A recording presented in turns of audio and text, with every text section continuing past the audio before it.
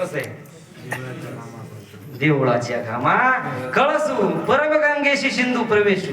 गंगा धावा धाव करायला लागली आणि एकदा का वड्याला जाऊन मिळाली की तिची पूर्णता झाली. कसं वड्याला मिळाली की तिची पूर्णता आहे का?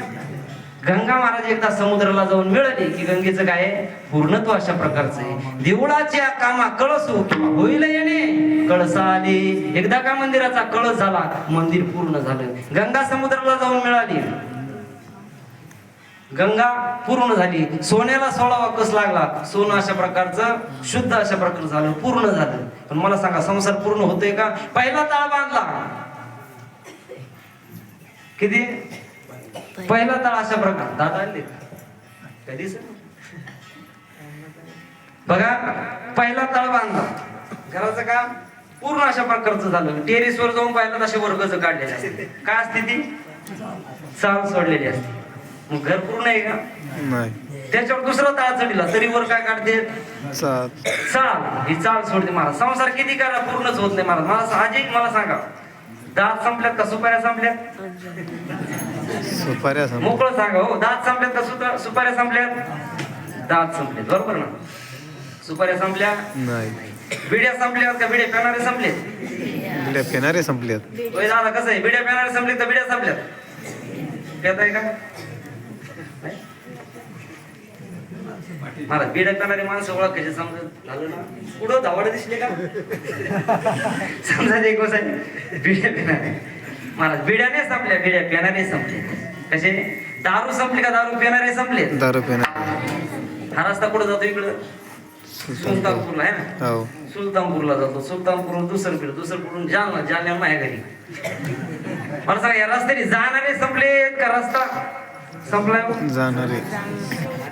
तसं ऐका, संसार नाही संपला महाराज, तर संसार करणारे संपले. म्हणून करिता बरोबरी दुरावसे दुरी. तुम्ही जेवढं म्हणून या संसाराची बरोबरी करा ना तेवढं देवापासून दूर जाल आणि या संसार संकटामध्ये वाहून अशा प्रकारचं जाल. भवसागर महाराज किती अवघड आहे बघा. त्या भवसागरामधून महाराज, भवसागरात अनेक याच्यामध्ये वर्णन अशा प्रकारचं केलेलं आहे. आणि या भवसागरातून जर आपल्याला तरुण अशा प्रकारचं जायचं असेल ना तर परमात्म्याला शरण अशा प्रकारचं जावं लागेल. कारण का?